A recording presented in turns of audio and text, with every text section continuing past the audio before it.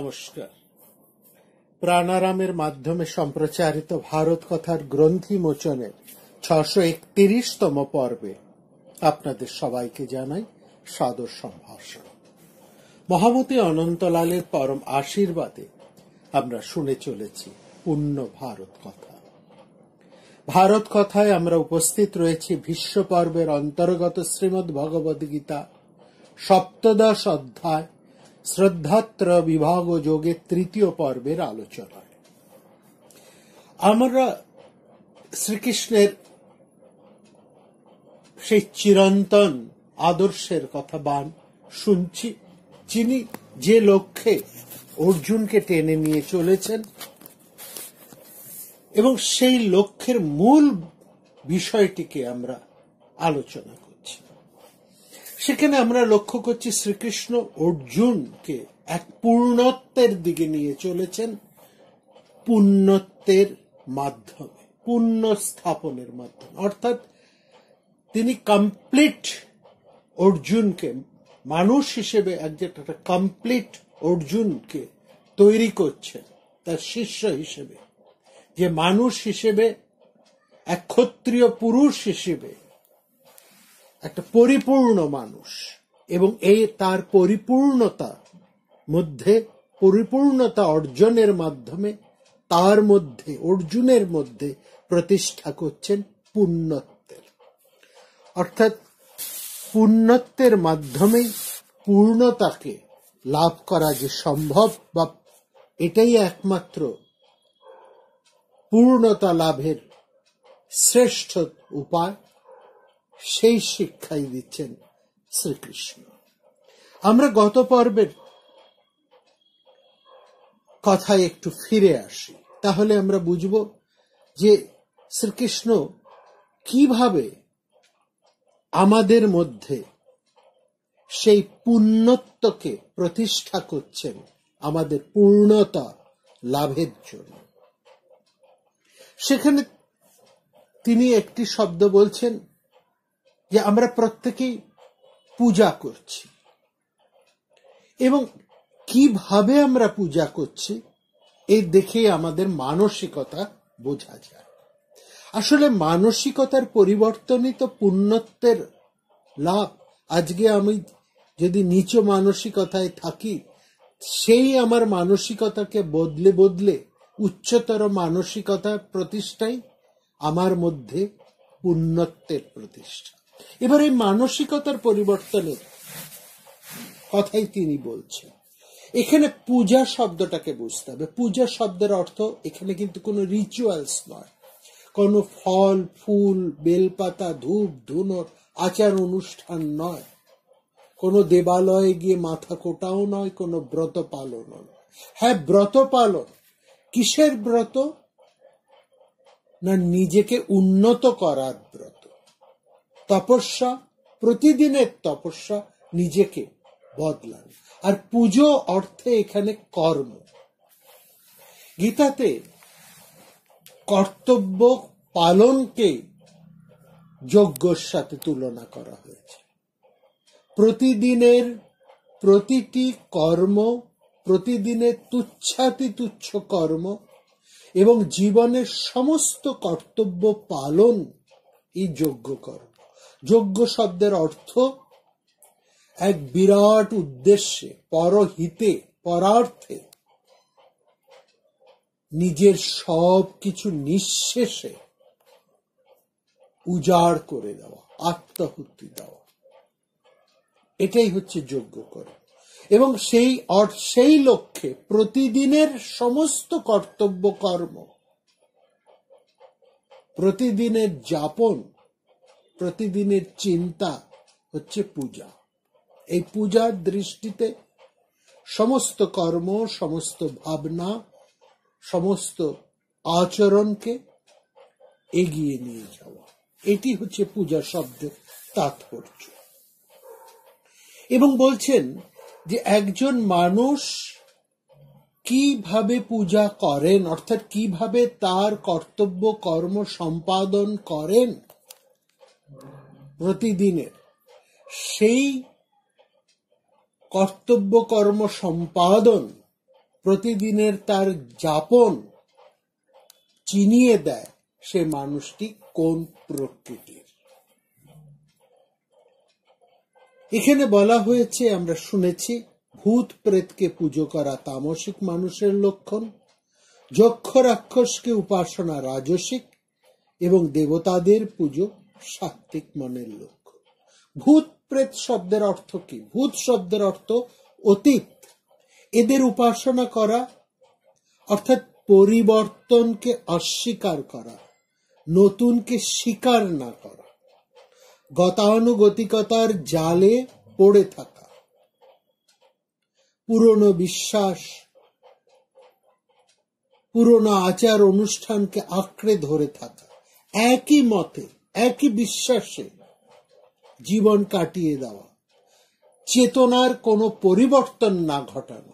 অর্থাৎ বাইরে যাই হোক না কেন আমি চোখে কিছু দেখব না, কিছু শুনবো না, আমার নিজেকে আমি কিছুতেই পাল্টাবো না। যে ভাবধারার মধ্যে আছি সেই ভাবধারার মধ্যেই দরজা জানালা বন্ধ করে আবদ্ধ হয়ে থাকব। যুগ পরিবর্তনে সমাজের পরিবর্তন ঘটে, ধর্মকেও তাই নতুন প্রয়োগ পদ্ধতির আশ্রয় নিতে হয়, যুগ সমস্যার নতুন সমাধান দিতে হয়। একজন মানুষ যেভাবে নিজে বড় হয়েছে তিনি কিন্তু তার সন্তানকে সেইভাবে বড় করতে পারেন না। লক্ষ্য এক হওয়া সত্ত্বেও দাদু ঠাকুরমা, দিদা ঠাকুরদা এরা যে মানসিকতা নিয়ে যেভাবে তারা বড় হয়েছিল সে একই লক্ষ্যে,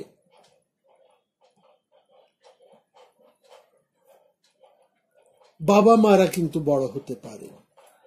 অথচ উদ্দেশ্য তাদের প্রত্যেকেরই এক, স্বাবলম্বী হওয়া, ভালো হওয়া, সৎ হওয়া, কিন্তু প্রয়োগটা আলাদা হয়ে গেছে। এবং যেভাবে বাবা মা বড় হয়েছেন সেভাবে কিন্তু তার ছেলে মেয়েদেরকে সে বড় করতে পারবে না। প্রয়োগ পদ্ধতির মধ্যে পার্থক্য আছে এবং সেটা থাকবে।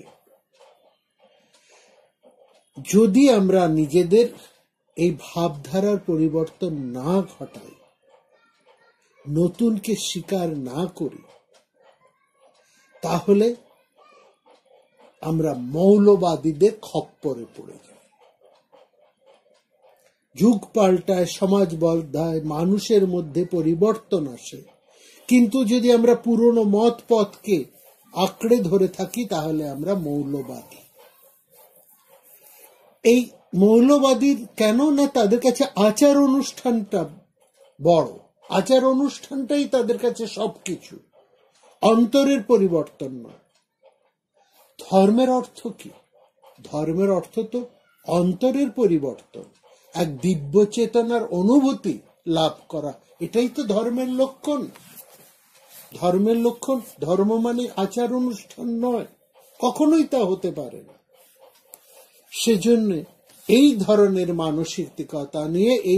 মানসিকতা নিয়ে যারা চলেন, যারা কথা বলেন, যারা জীবন যাপন করেন, তাদের চলন বলন, জীবন যাপন সবই তামসিক। এবার যক্ষ রাক্ষসদের উপাসনা করার কথা বলা হচ্ছে এরা রাজসিক মানসিকতার লক্ষ্য। যক্ষ মানে কি? ধন সম্পদ রক্ষা করা যাদের দায়িত্ব। রাক্ষসের অর্থ ক্রূরতা, পেশি শক্তির ক্ষমতা, ক্রূরতার। যারা পেশি শক্তির উপাসক, যারা ক্রূরতার উপাসক, যারা সম্পদের উপাসক, যারা কেবল সম্পদকে নিজেদের আয়ত্তে ধরে রাখতে চায়, তারা রাজসিক। এই আজকের সমাজের রাজনৈতিক নেতাদের দিকে যদি দেখি আমরা, তাহলে এই যক্ষ এবং রাক্ষসের তাৎপর্য আমরা খুব কষ্ট করে বুঝতে পারি। আর যারা এদের স্তাবক, তাদের ব্যবহার রাজসিক। তামসিক কেন নয়? কারণ সম্পদশালী ক্ষমতাবানদের তোষামত করতে হলে যে বুদ্ধির দরকার হয়, একনিষ্ঠ ভাবে থাকতে হয়, ক্রিয়াশীল হতে হয়, সেটা তামসিক বৃত্তিতে হয় না। তার জন্য যা রাজসিক বৃত্তি থাকা দরকার। আর সম্পূর্ণ অন্যদিকে দাঁড়িয়ে আছে সে দীপ্তিময়, যারা নিজেদের আলোয় দীপ্তিমান। এদের উপাসনা বা শ্রদ্ধা হলো সাত্ত্বিক। তারা ক্ষমতা নয়, তারা ব্যক্তিত্বের জোরে সমাজের মানুষের দৃষ্টি আকর্ষণ করেন, হৃদয় আকর্ষণ করেন। ক্ষমতার শক্তিতে, টাকা পয়সার শক্তিতে তারা জনমানুষকে জয় করতে চায় না। তারা জনমানুষের হৃদয় জয় করেন নিজেদের ব্যক্তিত্বে, নিজেদের চরিত্রে। তারা নিজেদেরকে পরিবর্তন ঘটিয়ে আত্মিক স্তরে উঠে যান। এরা মানুষকে পুজো করে। এদের মধ্যে একটা হিত ভাবনা রয়েছে, একটা সর্বজন মঙ্গলের ভাবনা রয়েছে। এই জন্য এদেরকে দেবতা বলা হয়। এইটাই হচ্ছে সাত্ত্বিক মানসিকতা। একটা সমাজে কারা বেশি গুরুত্ব পাচ্ছেন সেটা দেখেই বোঝা যায় ওই সমাজের মানসিকতা কি। সেই সমাজকে দেখে বুঝতে পারি যে এই সমাজটা তামসিক সমাজ, না রাজসিক সমাজ, না সাত্ত্বিক সমাজ।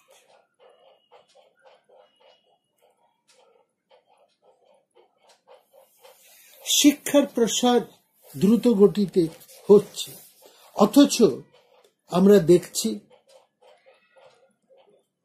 অধিকাংশ ছাত্রছাত্রী যারা পাশ করে বেরোচ্ছে, এমনকি কারিগরি শিক্ষা নিয়েও যারা পাশ করে বেরোচ্ছে, তাদের মধ্যে 95%, 82% থেকে 95% আনএমপ্লয়েবল। কেন এই দুরবস্থা?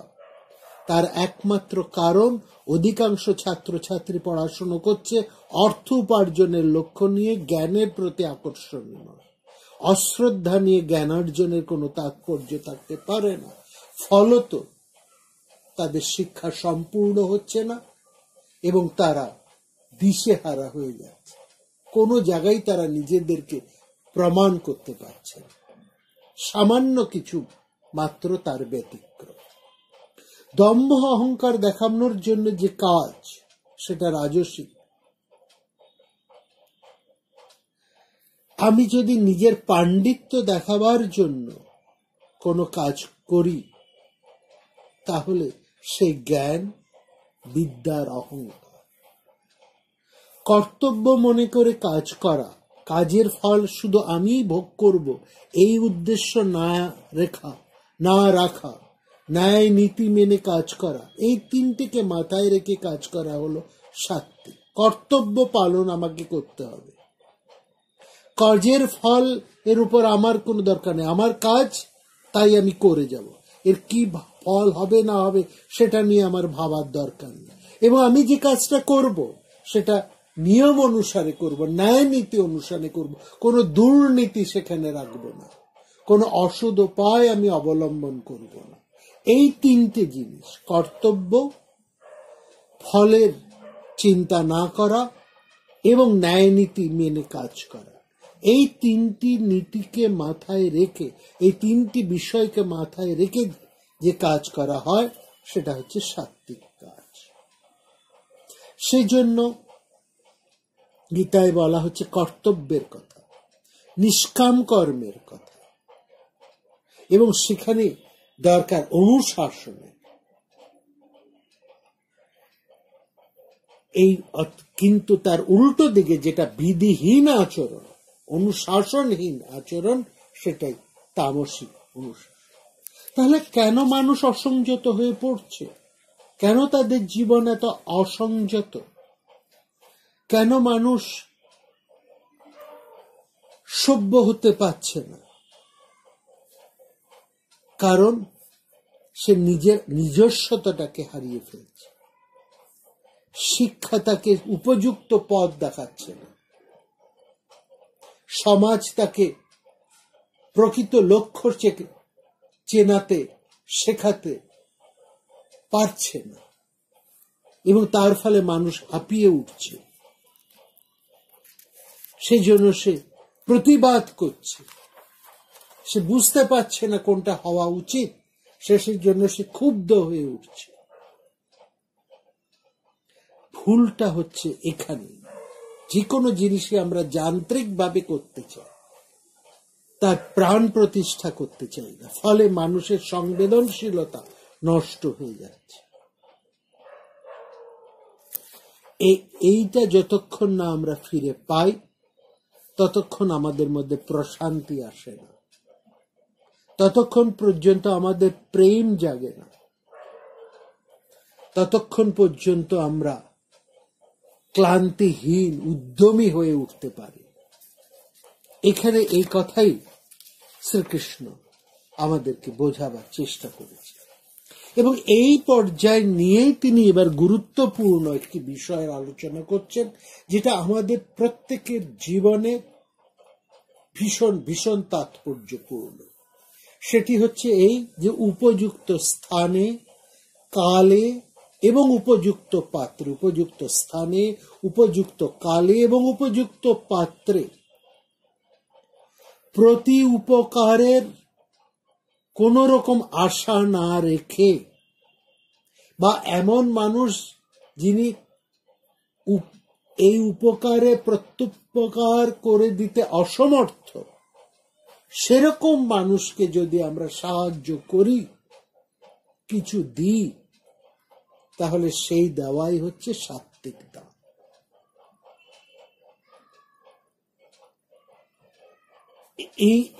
এর পেছনে যে মনস্তত্ত্বটা আছে সেটা বোঝায়। সেটা হচ্ছে আমার যা কিছু আছে, যা অন্যের নেই, অতএব আমি তা অন্যের সাথে ভাগ করে নেব, মিলেমিশে ভোগ করব। আমার যা নেই সেটা আমি অন্যের কাছ থেকে সহজে নেব, এবং অন্যের যা নেই তা আমি তাকে দেব। এই জন্য বলছে দাতব্যম ইতি যদ্দানম, যে দানের পেছনে এই মনোভাব কাজ করছে, অর্থাৎ আমার দিতে ইচ্ছে চাই করছে, আমার দেওয়া উচিত, সে দান হচ্ছে সাত্ত্বিক দান। এই ভাব নিয়ে দাও। কাকে দান করা হচ্ছে? দিয়তে অনুপকারিণে, যার প্রত্যুপকারের ক্ষমতা নেই তাকে। অর্থাৎ প্রতিদানের কোনো আশা না রেখে, প্রতিদানের সামর্থ্যহীন মানুষকে যদি আমি কিছু দিই, সেটাই হচ্ছে সাত্ত্বিক দান। আমি দিচ্ছি তাকে আমি শ্রদ্ধার সাথে দিচ্ছি, কোনো কিছু পাবো বলে দিচ্ছি, এই দান হচ্ছে সাত্ত্বিক। আর দেশে কালে চ পাত্রে চ, মানে উপযুক্ত স্থানে, উপযুক্ত সময়ে এবং উপযুক্ত পাত্রের কথা বিবেচনা করে দান করার সময় এই কথাগুলো মনে রাখতে হবে। স্থান, কাল এবং পাত্র ভীষণ গুরুত্বপূর্ণ। তার সঙ্গে মনে রাখতে হবে আমি দিচ্ছি বলেই, আমার আছে বলেই আমি দিচ্ছি, যাকে দিচ্ছি তার কাছ থেকে আমি কোনো কিছু পাবার প্রত্যাশী নই। আর ঠিক উল্টোটা যদি হয়, মানে ফেরত পাবার আশায় যা দেওয়া হয়, আমি দিচ্ছি তার বিনিময়ে আমি এই জিনিসটা আশা করছি, এইটি হচ্ছে আসক্তি সম্পন্ন যে দান। দিয়াতে চ পরিক্লিষ্টন, এটা হচ্ছে অনিচ্ছার সঙ্গে দেওয়া। এই ধরনের দান হচ্ছে রাজসিক দান। অর্থাৎ আমি কিছু দিচ্ছি, বা খুব দিতে আমার কষ্ট হচ্ছে, তবু আমি দিচ্ছি, কারণ কিংবা আমি দিচ্ছি কাউকে, সে দেওয়ার পেছনে আমার একটা উদ্দেশ্য আছে, একে আমি এটা দিচ্ছি, তার বিনিময়ে আমি এটা পাবো। কিংবা বাধ্য হয়ে নিতান্ত অনিচ্ছা সহকারে আমি দিচ্ছি। এই দু ধরনের দেওয়াই হচ্ছে রাজস্বিক দান। না দিতে পারলেই ভালো হতো, এটাও হচ্ছে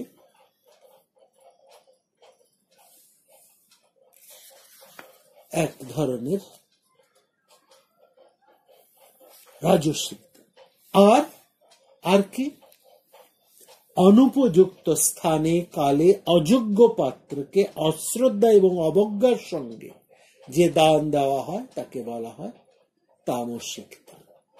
আদেশ কালে যদ্দান, অনুপযুক্ত স্থানে এবং সময়ে যে দান করা হয়, অপাত্রেভ্য অযোগ্য পাত্রে অসৎকৃতম শ্রদ্ধা এবং সম্মান ছাড়া অবজ্ঞাতং অবজ্ঞা ভরে তত্তামসম উদারিতম, সেই দান তামসিক দান। রাজসিক দান একেবারে নিম্নমুখী হয়ে তামসিক দানে পরিণত হয়। অর্থাৎ দান করতে হলে উদার হস্তে এবং খোলা মনে দান করা উচিত, হাত গুটিয়ে দান করা নয়, অবজ্ঞা ভরে নয়। তৈত্তরীয় উপনিষদ খুব সুন্দর করে বলছেন কিভাবে তুমি দেবে। এ কথা বলার আগে তৈত্তরীয় উপনিষদ ভারী সুন্দর ভাবে বলছেন এখানে সমাবর্তনের ভাষণ। তৈত্তরীয় উপনিষদে আচার্য সমাবর্তনের ভাষণে দান সম্পর্কে কথাগুলো বলছেন এবং সে ভাষণ শুরু করছেন আচার্য এই বলে, সত্যং বদ, সত্য বলবে, ধর্মং চর, ধর্মের পথ অনুসরণ করবে, সাধ্যাত্মাপ্রমদ, অধ্যয়ন ও অধ্যাপনা ত্যাগ করবে না। এরপরেই তিনি দানের কথা বলছেন শ্রদ্ধাদেয়ম, যা দেবে শ্রদ্ধার সঙ্গে দেবে, অশ্রদ্ধায়া অদেয়ম, অশ্রদ্ধা পূর্বক দিও না, কারণ সেটা দেওয়ার থেকে না অসম্মানই বেশি হয়, দানের মূল্য কমে যায়। তারপরে বলা হয়েছে শ্রিয়াদেয়ম, সামর্থ্য অনুসারে দান করবে, দান যেন সামর্থ্যের সাথে সামঞ্জস্য পূর্ণ হয়। কি যেটুকু দিচ্ছেন, যেটুকু ক্ষমতা সেটুকুই দেবেন, সেইটুকুই শ্রদ্ধা ভরে দেবেন। লোক দেখানোর জন্য ক্ষমতার বাইরে গিয়ে দেবেন না, দিয়ে অনুশোচনা যদি না হয়, এই বাবা এত দিয়ে দিলাম, এত না দিলেই ভালো হতো, এটা জন্য না হয়।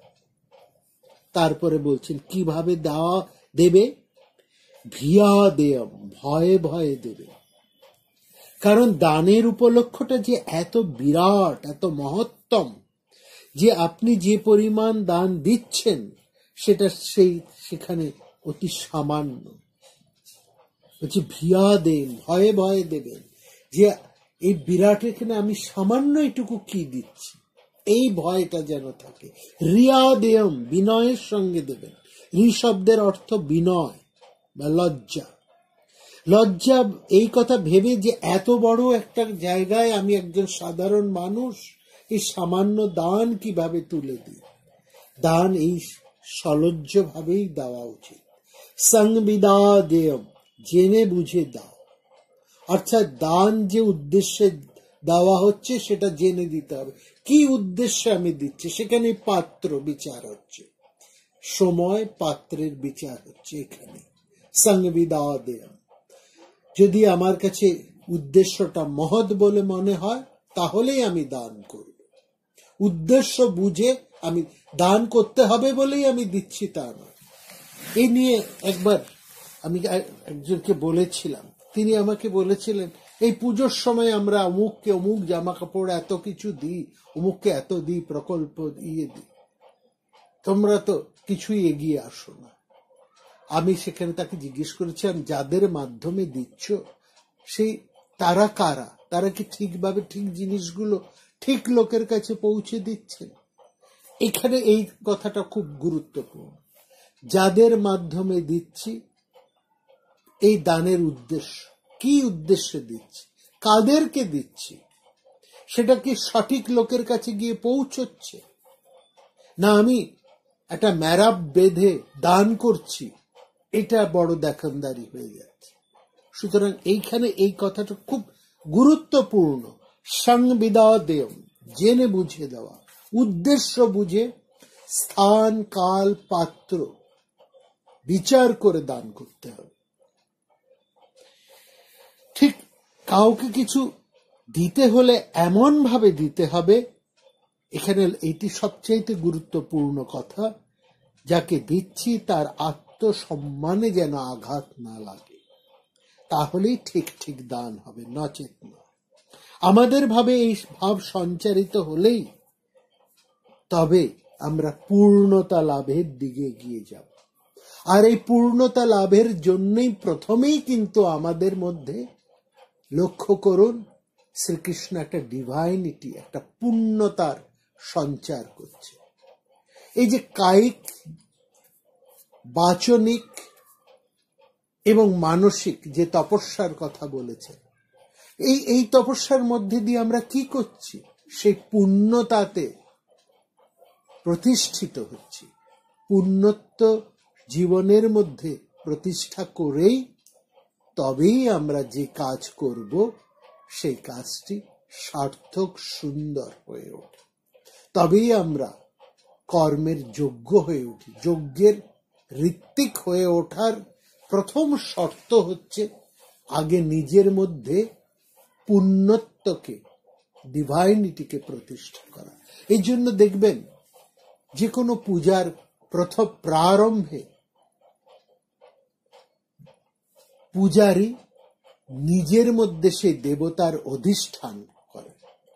দেবী দুর্গার চক্ষু দানের পূর্বে পূজারী নিজের চক্ষু দান করেন, অর্থাৎ তিনি প্রথমে নিজেকে জ্ঞানবান করে তোলেন, নিজের মধ্যে সেই প্রজ্ঞা প্রতিষ্ঠা করেন, নিজে আগে জ্ঞান চক্ষু হয়ে ওঠেন। তবেই তো তিনি অন্তর্যামীকে দর্শন করতে পারবেন। প্রতিমা শব্দের অর্থ হচ্ছে প্রতিম, যার কথা আমরা বারবার বলেছি। প্রতিমা হচ্ছে সেই বিরাটের প্রতিম, তার মতো। সেই বিরাটকে আমরা একটা আকারের মধ্যে প্রতিষ্ঠা করছি, সেই বিরাটকে একটা আমরা রূপকের মধ্যে ধরতে চাইছি, সেই বিরাটকে আমরা জাগিয়ে তুলতে চাইছি। কে জাগাবে? কে তাকে প্রকাশ করবে? অন্ধ কি কখনো তা সম্ভব? মূর্খের পক্ষে কি কখনো তা সম্ভব? সুতরাং যে প্রকাশ করবে, যে তাকে জাগিয়ে তুলবে, তাকে তো নিজেকে আগে জাগতে হবে, নিজেকে আগে প্রকাশিত হতে হবে, নিজের মধ্যে আগে সেই পূর্ণত্বকে অর্জন করতে হবে। তবেই তো সে সেই পূর্ণকে প্রকাশ করতে পারবে, উপলব্ধি করতে পারবে, চিনতে পারবে, জানতে পারবে।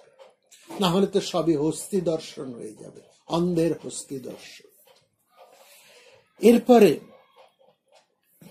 এখানে আমরা দেখছি শ্রীকৃষ্ণ ওম তৎসৎ, এই ব্রহ্মের পরিচয় তিনি নিয়ে আসছেন।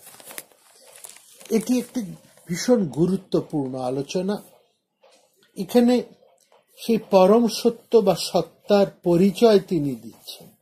সেখানে ওঙ্কারের মধ্যে যে তিনটি অক্ষর, ওম, অকার হচ্ছে আনন্দ স্বরূপ, উকার হচ্ছেন চৈতন্য স্বরূপ এবং মকার হচ্ছেন সৎ স্বরূপ। ওঙ্কার সেই জন্য হচ্ছেন সচ্চিদানন্দ। সৎ অর্থাৎ যিনি নিত্য, চিৎ তিনি চৈতন্য স্বরূপ এবং আনন্দ। এই আনন্দ হচ্ছে অকার, চিৎ হচ্ছে উকার এবং সৎ তিনি হচ্ছে মকার, এই সচ্চিদানন্দ। এটাই হচ্ছে সূক্ষ্মতম কথা, সূক্ষ্মতম তত্ত্ব। উকার হচ্ছে গতি, মকার হচ্ছে স্থিতি, আর অকার হচ্ছে স্থিতি এবং গতির এক মহা সমন্বয়। একে আরো চমৎকার ভাবে পুরাণ ব্যাখ্যা করেছেন। অকার হচ্ছে বিষ্ণু বা সত্যগুণ, উকার হচ্ছে ব্রহ্মা বা রজগুণ। রজগুণ কেন? ব্রহ্মার কাজ হচ্ছে সৃষ্টি, রজগুণের মাধ্যমে সৃষ্টি হয়। বিষ্ণু হচ্ছে পালন, সত্য আমাদেরকে ধরে রাখেন। আমরা যে সৎ আমরা আছি, সৎ শব্দের অর্থ হচ্ছে বর্তমান। আমাদেরকে যিনি ধরে রেখেছেন সেই হচ্ছে সত্য, সেই হচ্ছে বিষ্ণুকে এই জন্য বলা হয় পালন কর্তা। তিনি ধরে রেখেছেন, যিনি বিশাল বিরাট। বিষ্ণু শব্দের অর্থ হচ্ছে ব্যবিষ্টি সর্বত্রম, যা সব কিছুকে বেষ্টন করে আছে, সব কিছুকে যিনি ধরে রেখেছেন, সেই যে সবকিছুর মধ্যে যিনি অনুস্যূত হয়ে আছেন, তাই হচ্ছে বিরাট বা বিষ্ণু। আর ব্রহ্মার শব্দের এখানে অর্থ হচ্ছে যার থেকে আমাদের সৃষ্টি হচ্ছে। সুতরাং বিষ্ণু হচ্ছে সত্য, সত্যগুণ, অকার। উকার হচ্ছে ব্রহ্মা, যার থেকে সৃষ্টি রজগুণ, এই রজগুণের থেকে সৃষ্টি হয়। আর সকার হচ্ছে রুদ্র বা মকার হচ্ছে রুদ্র, তমগুণ, যার থেকে ধ্বংস। কিন্তু এই ধ্বংস একেবারে শেষ নয়, আমরা বারবার বলেছি এখানে ধ্বংস মানে শেষ নয়, এই ধ্বংস হচ্ছে আবার নতুনের আবির্ভাবের মধ্যে ঘটে, এটি তমগুণ। অকার হচ্ছে আদি, অক্ষরানাম কারোষ্মি, অক্ষানরাম কারোষ্মি। মকার হচ্ছে শেষ, আর উকার হচ্ছে মিলানত্মক। এই তিনের ব্যক্ত রূপ হচ্ছে ওম তৎসৎ। ওঙ্কার হচ্ছেন আনন্দ স্বরূপ ব্রহ্ম, তৎ হচ্ছে চিৎ স্বরূপ জীব, আর সৎ হচ্ছেন এই জগৎ প্রপঞ্চ। বহির জগৎ হচ্ছে সৎ, অন্তর জগৎ হচ্ছে তৎ। এই দুয়ের একটি মূল হচ্ছে ওঙ্কার। মদ ভাগবতে দ্বাদশ স্কন্ধে ষষ্ঠ অধ্যায়ে বলা হচ্ছে ব্রহ্মের হৃদাকাশ হতে নাদের জন্ম। নাদ হতে ত্রিমাত্র ওঙ্কার। ওঙ্কার হচ্ছে সপ্রকাশ, পরমাত্মার সপ্রকাশ, এক সাক্ষাৎ। এটা নিখিল বেদমন্ত্রের শাশ্বত বীজ। প্রথম অব্যক্ত ওঙ্কারের 3টে বর্ণ প্রকাশিত হলো ওম, তা থেকে ক্রমশ সত্য, রজ, তম, ঋক, সাম, যজু, ভূ, ভূবর্ষ, এই সমস্ত জিনিস প্রকাশ, এই সবার কিছু প্রকাশ। বহির জগৎ রূপময়, আর অন্তর জগৎ হচ্ছে ভাবময় বা নামময়। এই জন্য বলছে নাম রূপাত্মক জগৎ। এর সূত্র হচ্ছে তৎসৎ। তৎ বলতে নামময়, সৎ শব্দের অর্থ কিন্তু রূপময়। এই নাম রূপাত্মক বিশ্ব প্রপঞ্চের যা উৎসব, তাই হচ্ছে ওঙ্কার। ওঙ্কার হচ্ছে অপরিণামী, নিত্য। নাম রূপাত্মক, তৎসৎ পরিণামী, নিত্য। এই কথা তৈত্তরীয় উপনিষদের ব্রহ্মানন্দ বল্লীর ষষ্ঠ অনুবাকে বলা হয়েছে। যে এর তাৎপর্য কি? এর তাৎপর্য হচ্ছে ব্রহ্মের কামনা, তপস্যা। ব্রহ্ম যে কামনা করছেন সেটা হচ্ছে ব্রহ্মের তপস্যা। তিনি সৃষ্টির কামনায় তপস্যা করতে বলেছেন, কিন্তু সেটা সত্য এবং জ্ঞানময়, এটা ব্রহ্মের আত্মভূত। প্রজা সৃষ্টির কামনার অর্থ ব্রহ্মের ভেতরে যে সমস্ত নাম রূপ অনভিব্যক্ত অবস্থায় বিদ্যমান, তাকে অভিব্যক্ত করা। যা অনভিব্যক্ত অবস্থায় ছিল, তাকে তিনি অভিব্যক্ত করলেন। যখন ব্রহ্ম অনভিব্যক্ত নাম রূপ অভিব্যক্ত করেন, তখনও তার নিজের নাম রূপ পরিত্যক্ত হয় না। এই জন্য ব্রহ্ম হচ্ছে অপরিণামী, নিত্য। নাম রূপ ব্রহ্মের সাথে অবিযুক্ত থেকেই অভিব্যক্ত হয়, এটাই ব্রহ্মের বহু হওয়া। জাগতিক নাম রূপ ব্রহ্মের দ্বারাই আত্মলাভ করে। নিজ স্বরূপকে রক্ষা করেই ব্রহ্ম নাম রূপাত্মক জগতে প্রবেশ করে। এই জন্যই ব্রহ্মকে সৎ, অসৎ, নিরুক্ত, অনিরুক্ত, নিলয়, অনিলয়, বিজ্ঞান, অবিজ্ঞান, সত্য, অনৃত, এই বিভিন্ন বিরুদ্ধ গুণময় বলা হয়। এই তৈত্তরীয় শ্রুতির সচ্চে তাচ্চে গীতার তৎসৎ। অদ্বৈত বেদান্ত মতে এই তৎ এবং সৎ দুই ব্রহ্মের উপাধি। বৈষ্ণব বেদান্ত মতে তৎ ও সৎ হচ্ছে ব্রহ্মের শক্তি। তিনি নিয়তই এই শক্তি বিশিষ্ট। শক্তি শক্তিমান অভিন্ন বলেই এই তৎসৎই হচ্ছে ব্রহ্ম। গীতাতেও সেই একই কথা বলা হচ্ছে, ওম তৎসদিতি নির্দেশ ব্রহ্মণস্ত্রিবিধ স্মৃত। নির্দেশ শব্দ হচ্ছে দেখিয়ে দিচ্ছে। প্রণব ব্রহ্মের বাচক বা প্রণব দ্বারা ব্রহ্মের নির্দেশ, একই কথা। এখানে বিচার্য এই যে লৌকিক বাচক ও বাচ্য ভিন্ন। জল শব্দটি বাচক বা নাম, আর জল নামক নদীটি হচ্ছে বাচ্য বা নামী। নদীর মধ্যে যা আছে সেটা নামী। বাচ্য জল পানে পিপাসা দূর হয়, কিন্তু বাচক জল উচ্চারণে পিপাসা দূর হয় না। বাচক জল বাচ্য জলকে স্মরণ করিয়ে দেয়, কিন্তু বাচ্য জলের শক্তি বাচক জলে নেই। এই জগতে সমস্ত বাচ্য এবং বাচ্যের মধ্যে, বাচকের মধ্যে, বাচক এবং বাচ্যের মধ্যে এই হচ্ছে সম্বন্ধ। বাচক সন্দেশ হচ্ছে বাচ্য সন্দেশে স্মরণ করা, রসনাতে জল এনে দেয়, কিন্তু মিষ্টত্বের অনুভব করাতে পারেন। সেই জন্য সমস্ত বাচ্য বাচকের মধ্যে এই সম্বন্ধ দুই চলছে সমান্তরাল ভাবে।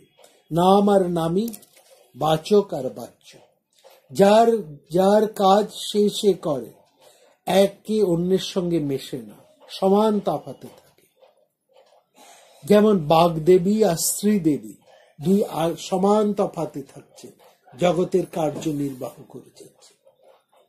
এইটা হচ্ছে এখানে বলছেন, ওম তৎসিদি নির্দেশ ব্রহ্মণস্তে বিধ স্মৃত।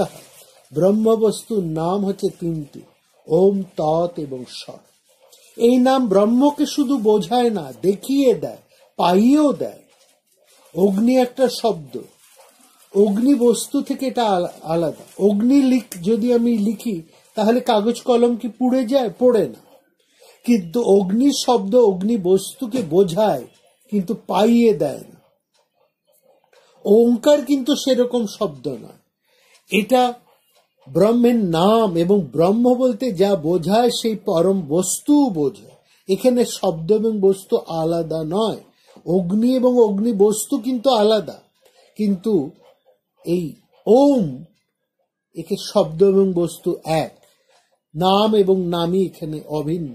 একে ব্রহ্মকে দেখায় এবং ব্রহ্মকে প্রকাশ করে।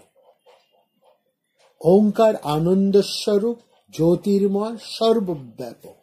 সর্বব্যাপক বলতে তিনটে স্বরূপে তার পরিব্যাপ্তি। সৃষ্টির ব্যক্ত স্বরূপ বা বহির্জগৎ, অন্তরে তিনি অন্তর্যামী রূপে অন্তর্জগৎ, আর সমস্ত কিছুকে অতিক্রম করে সৃষ্টির ঊর্ধ্বে তার লীলা জগৎ, নিত্য জগৎ। বহির্জগতে ব্রহ্মের যে প্রকাশ সেটা হচ্ছে সৎ, অন্তর্জগতে যে প্রকাশ সেটা হচ্ছে তৎ, আর লীলা জগতে তিনি ওম রূপে লীলা পুরুষোত্তম। ওম তৎসৎ বাক্যে ব্রহ্মের ব্যক্ত, অব্যক্ত এবং পরম স্বরূপ তিনটিকেই বুঝায়। এতে জগৎ, জীব এবং ঈশ্বরকে প্রকাশ করে। পঞ্চদশ অধ্যায়ের ক্ষর, অক্ষর এবং পুরুষোত্তম এই তিনকেই বোঝায় এই ওম তৎসতের মধ্যে দিয়ে। বেদান্তের সচ্চিত আনন্দকে বোঝায়, সাধন মার্গের কর্ম, জ্ঞান এবং ভক্তিকে বোঝায়, সতের সাথে কর্মযোগের, চিতের সাথে জ্ঞানযোগের এবং পুরুষোত্তমের সাথে ভক্তিযোগের সম্বন্ধ। শ্রুতিতে তত্ত্বমসি তত্ত্বম অসি মহাবাক্যে এই তত্ত্বের নির্দেশ রয়েছে। তৎ বলতে জীবের চিৎ স্বরূপটাকে বোঝায়। এটি কুটস্থ অক্ষর। এই চিৎ অংশে জীব ও ব্রহ্মের অভিন্নতার বর্তমান। তৎ বস্তুর অনুভূতি জাগায় জ্ঞানের মাধ্যমে। জ্ঞানের কার্য হল তৎস্বরূপ বা চিৎ স্বরূপ ব্রহ্মকে কিংবা আত্মস্বরূপকে প্রকাশ করা। জ্ঞান বস্তুটা নিজে অব্যক্ত, জ্ঞানকে দেখা যায় না। তৎ বা জ্ঞান ব্যক্ত হয় সতের মাধ্যমে, সতের আচরণে। যেমন জ্ঞানীর জ্ঞান রূপ পায় তার আচরণে। জ্ঞানীর জ্ঞানটা আমরা দেখতে পাই না, কিন্তু জ্ঞানী মানুষের আচরণকে আমরা অনুভব করি, দেখতে পাই। এই সতের প্রকাশ হচ্ছে আচরণের মধ্যে। আর তৎ আছে অন্তর্জগতের অব্যক্ত অবস্থা। সৎ হচ্ছে তার ব্যক্ত অবস্থা। এই বিশ্ব ব্রহ্মাণ্ড ঈশ্বর বা ওঙ্কারের ব্যক্ত অবস্থা। সৎ হলো স্থূল অবস্থা, তৎ হলো সূক্ষ্ম অবস্থা, আর ওঙ্কার হলো কারণ অবস্থা। পুরুষোত্তম হলেন তুরীয় অবস্থা। ওঙ্কার সর্বময় বলে স্থূল, সৎ, সূক্ষ্ম। ওঙ্কার সর্বময় বলে স্থূল, সৎ হচ্ছে সূক্ষ্ম, আর তৎ হচ্ছে স্থূল এবং সূক্ষ্ম দুইকে নিয়ে। ওঙ্কার হচ্ছে সেই পরম জ্যোতিস্বরূপ। জ্যোতি এবং জ্যোতির্ময় অভিন্ন ভাবনা হলেই ওঙ্কার। আলাদা ভাবনা করলে ওঙ্কারের অভ্যন্তরে সেই পরম পুরুষ। জ্ঞান অভিন্ন দেখে, ভক্ত ভক্তির চোখে আলাদা করে দেখে। সৎ প্রকাশ পায় সাত্ত্বিকভাবে যজ্ঞ দান তপস্যার অনুশীলনে। যজ্ঞ দান তপস্যা যখন সৎ, তখন তা অনুষ্ঠিত হয় সাধুভাবে। সদ্ভাবে সাধুভাবে চ সদিতত্ত্বে প্রযুজ্যতে। এই সত্তত্ত্ব হতে ব্রাহ্মণ বেদ ও যজ্ঞের উৎপত্তি, এই কথা বলা হয়েছে। ব্রাহ্মণাস্তেন বেদাশ্চ যজ্ঞাশ্চ বিহিতা পুরা। এই কথার তাৎপর্য হচ্ছে, ব্রাহ্মণ বলতে ব্রহ্মজ্ঞ ব্যক্তি, ব্রহ্মজ্ঞ মানুষ, ব্রহ্মজ্ঞ ব্যক্তিকে বোঝাচ্ছে। বেদ বলতে ব্রহ্মজ্ঞান কে বোঝাচ্ছে। যা ব্রহ্মকে মানুষের বুদ্ধির মধ্যে ধরিয়ে দেয়, সেটাই হচ্ছে বেদ। যজ্ঞ বলতে বোঝায় প্রাপ্তির উপায়, ব্রহ্ম প্রাপ্তির সাধনই হচ্ছে যজ্ঞ। সুতরাং বেদ, যজ্ঞ, ব্রাহ্মণ এই তিনটি কথায় পাওয়া যায় ব্রহ্মজ্ঞান, ব্রহ্ম প্রাপ্তির উপায় ও সেই উপায় অবলম্বনে ব্রহ্মা অভিমুখী বিচরণশীল সাধক ভক্তকে। সুতরাং ওঙ্কার হচ্ছে এই তিনেরই এক রূপকল্পতা। যিনি ব্রহ্মকে জানার জন্য তপস্যা করেন, তিনি হচ্ছেন ব্রাহ্মণ। অন্যান্য বহু গুণের আধার হয়েও ব্রাহ্মণ যদি অক্ষর ব্রহ্মকে না জানেন, তাহলে তার সবই ব্যর্থ, তিনি কৃপণই থাকেন। ব্রাহ্মণকে জানলেই হয় ব্রাহ্মণ, না জানলে তিনি হন কৃপণ। সুতরাং ব্রাহ্মণ তাকেই আমরা বলবো যিনি সেই পরমকে জেনেছেন, সেই ব্রহ্মকে জেনেছেন। যিনি এই ব্রহ্মকে জানেননি, তিনি হচ্ছেন কৃপণ। এই জীবন লাভ করে, মনুষ্যত্ব লাভ করে যদি আমরা সেই বিরাটকে না জেনে চলে যাই, তাহলে আমরা কৃপণ। কৃপণা ফলহিতব। কৃপণেরা কামাত্তা, তাদের জীবন তুচ্ছ, আর ব্রাহ্মণেরা মহাত্মা, তাদের জীবন ধন্য। প্লাবনের জলে সব একাকার হয়ে গেলে সর্বত সম্প্লুত দকে, যেমন কেউ ক্ষুদ্র পুকুর ডোবায় অনুসন্ধান করে না, সেই রকম ব্রাহ্মণের ব্রহ্মানন্দে যে সুখ, তা পেলে কেউ আর বিষয় সুখে আকৃষ্ট হয় না। ব্রাহ্মণ হলে আর কেউ কৃপণ হতে পারে না। অর্থাৎ যে বিরাটকে পেয়েছে, সে আর ছোট জিনিসে কেন আসক্ত হবে? ব্রহ্মজ্ঞানে পৌঁছানোই তো জীবনের পরম উদ্দেশ্য। একদিন প্রত্যেককেই ব্রাহ্মণ হতে হবে। একজন মানুষের এই জীবন জন্ম মৃত্যুর এই চক্রের তার শেষ হবে সেই দিনই। সে বারবার গতায়ত, এই জন্ম, এই মৃত্যু, নানা জীবের মধ্যে দিয়ে তার পরিভ্রমণের শেষ সেই দিনই হবে, যেদিন সে এই প্রকৃত সত্যকে জানতে পারবে, সে যেদিন ব্রহ্ম জ্ঞানী হবে। সুতরাং একমাত্র ব্রহ্ম জ্ঞানী হওয়াই হচ্ছে প্রত্যেক মানুষের উদ্দেশ্য, এবং প্রত্যেক জীবই ব্রহ্মজ্ঞানী হবেই। সুতরাং যত তাড়াতাড়ি নিজের তপস্যার মধ্যে দিয়ে, নিজের সাধনার মধ্যে দিয়ে সে ব্রহ্মজ্ঞান অর্জন করতে পারে, লাভ করতে পারে, তত তাড়াতাড়ি তার মুক্তি। আগে বলা হয়েছে ব্রহ্মতত্ত্ব প্রতিপাদন করে যা, তাই হচ্ছে বেদ। বেদ জ্ঞান এবং বেদ একই অর্থ। ব্রহ্মজ্ঞানী ব্রহ্মস্বরূপ, এই দৃষ্টিতে বেদ ও ব্রহ্ম অভিন্ন। বেদজ্ঞান অনাদি অপৌরুষীয়। যুগ যুগ ধরে দ্রষ্টা ঋষিরা এই জ্ঞান উপলব্ধি করেন। সমস্ত ঋষিদের চরম উপলব্ধি হলো ব্রহ্মজ্ঞান। গীতাকে গ্রন্থকে বলা হচ্ছে বেদ ও গাভীর দুগ্ধ। জগতের কাছে গীতার বার্তা হলো পরম ব্রহ্মকে জানতে হবে, সেই বিরাটকে তোমাকে জানতে হবে। তুমি যে সেই বিরাটের অংশ, এইটা তোমাকে উপলব্ধি করতে হবে, তাকে আস্বাদন করতে হবে। আস্বাদন করতে করতে তন্ময় হয়ে যেতে হবে। যজ্ঞের কথা সমগ্র গীতা ভরেই। যজ্ঞের উৎপত্তির কথা বলা হয়েছে, যজ্ঞের সৃষ্টির কথা বলা হয়েছে। জগৎ সৃষ্টি প্রজা সৃষ্টির সঙ্গে সঙ্গে সহযজ্ঞা প্রজা সৃষ্ট। যজ্ঞ একটা যোগসূত্র, জীব ও জগৎ ঈশ্বরের মধ্যে। জীব জগৎ ও মানব সমাজের স্থিতির মূল হচ্ছে এই যজ্ঞ। যজ্ঞ অর্থ কর্তব্য পালন, পরার্থে কর্ম সম্পাদন। ঈশ্বরের দিকে অগ্রসর হবার উপায় হচ্ছে এই যজ্ঞ কর্ম, নিষ্কাম কর্ম। পরস্পরের ভাবনার দ্বারা শ্রেয় লাভ করবার নির্দেশ হলো যজ্ঞের মূল তাৎপর্য। পরস্পরং ভাবয়ন্ত শ্রেয় পরমাবস্পতি। মানুষে মানুষে পরস্পর পরস্পরের ভাবনা করবে, প্রত্যেকে প্রত্যেকের মঙ্গল কামনা করবে, প্রত্যেকে প্রত্যেকের ভালোর জন্য কাজ করবে। এটাই হচ্ছে প্রকৃত নির্যজ্ঞ। মানুষ জীবজন্তু প্রকৃতির কথা ভাববে, এটা হচ্ছে ভূত যজ্ঞ। মানুষ এবং দেবতা পরস্পর পরস্পরের ভাবনা করবে, এটা হচ্ছে দেবযজ্ঞ। মানুষ এবং পরব্রহ্মের মধ্যে যে ভাবনা, এটা হচ্ছে জপযজ্ঞ বা নামযজ্ঞ। যে মানব অযোগ্য অর্থাৎ যে যোগ্য বুদ্ধি ত্যাগ করে, সমাজ সেবা বুদ্ধি ত্যাগ করে কেবল স্বার্থ বুদ্ধিতে কাজ করে, সেই হচ্ছে অসুর। পরার্থ বুদ্ধি মানব সেবা বুদ্ধি হচ্ছে যোগ্য।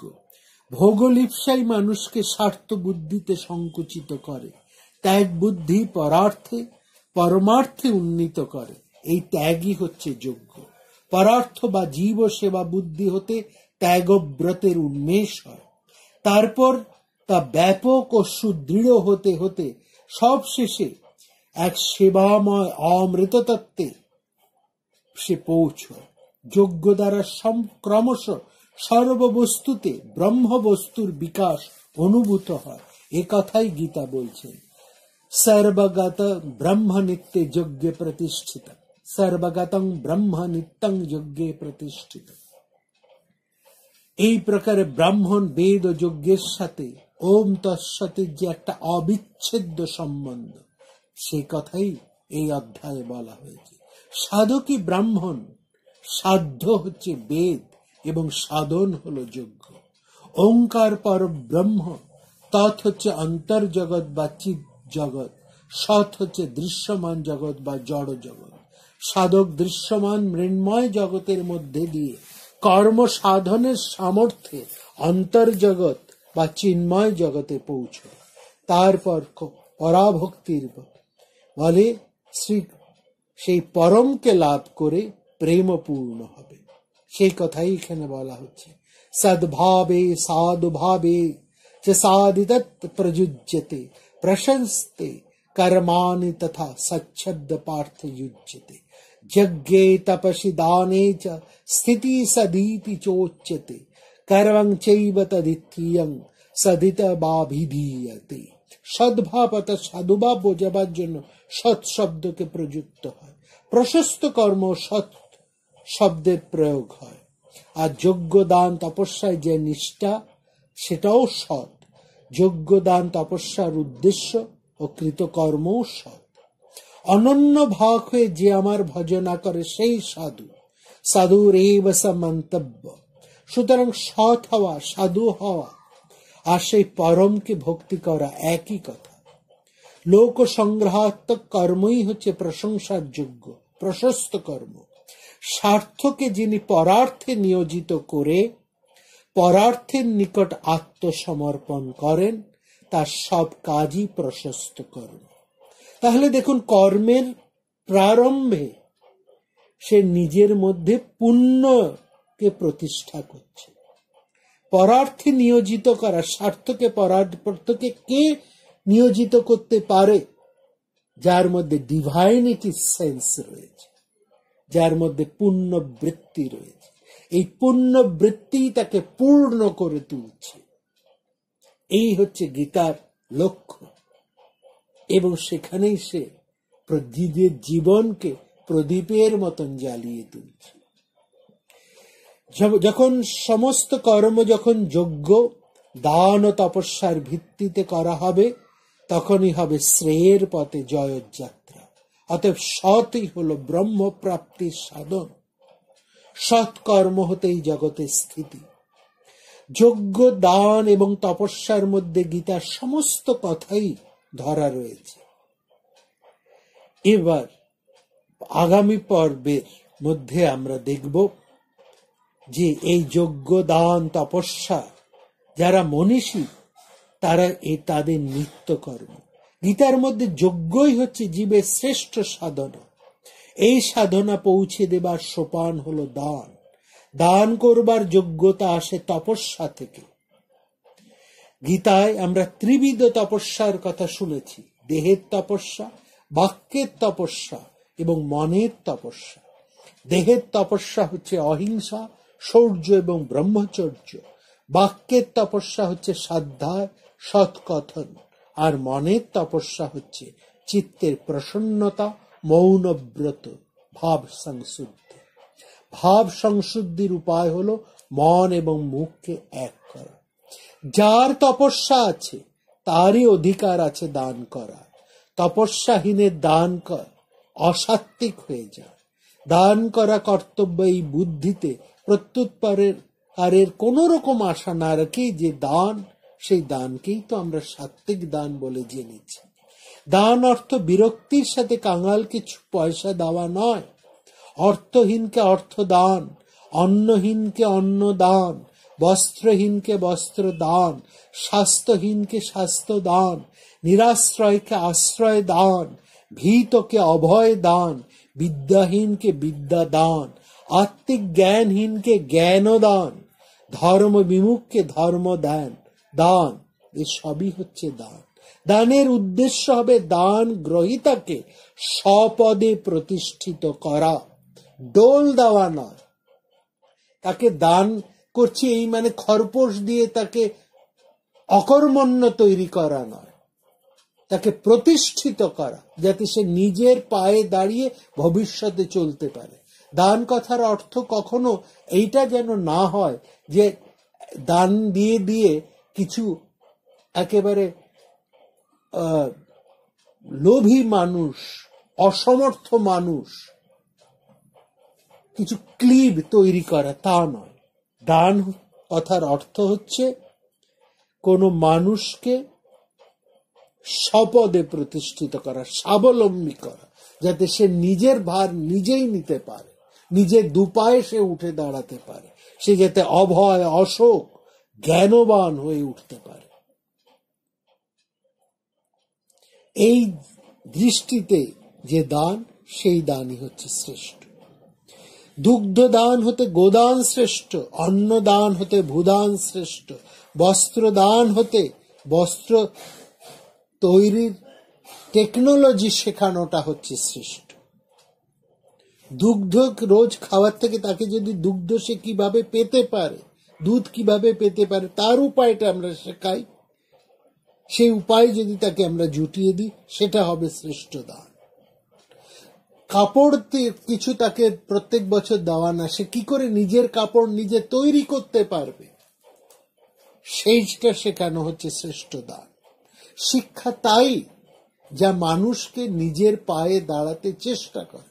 শিক্ষা মানে এই নয় যে শিখলাম আর অন্যের মুখোপেক্ষী হয়ে থাকলাম, যে অন্য কবে আমাকে একটু চাকরি দেবে আমি তার চাকর হয়ে থাকবো না। শিক্ষা হচ্ছে তাই যা আমাকে স্বাবলম্বী করে তুলবে। জ্ঞান লাভ হতে সমস্ত দুঃখ মোচনের উপায় হবে। জ্ঞানদানের মধ্যে সর্বশ্রেষ্ঠ হচ্ছে ব্রহ্মজ্ঞান দান।